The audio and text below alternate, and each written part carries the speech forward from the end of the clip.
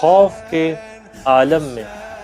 امام حسین علیہ السلام کی زیارت۔ روایت ہے امام صادق علیہ السلام سے بیان فرماتے ہیں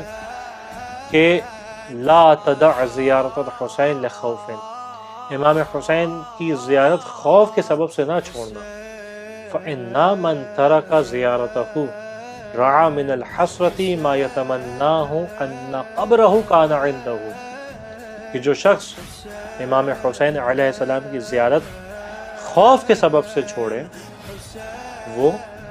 اس بات کی تمنا کرے گا کہ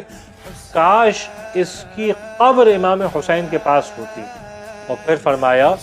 کہ اما تحب ان یری اللہ شخصک وسعادک فی من یدعو له رسول اللہ صلی اللہ علیہ وآلہ وسلم وعلی وفاطمہ والائمۃ علیہم السلام، کہ کیا تم اس بات کو پسند نہیں کرتے کہ تم ان افراد میں سے ہو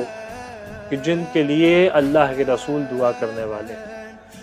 جن کے لیے مولا کائنات امیر المؤمنین علیہ السلام دعا کرنے والے ہیں، کہ جن کے لیے جناب سیدہ سلام اللہ علیہ دعا کرنے والے ہیں،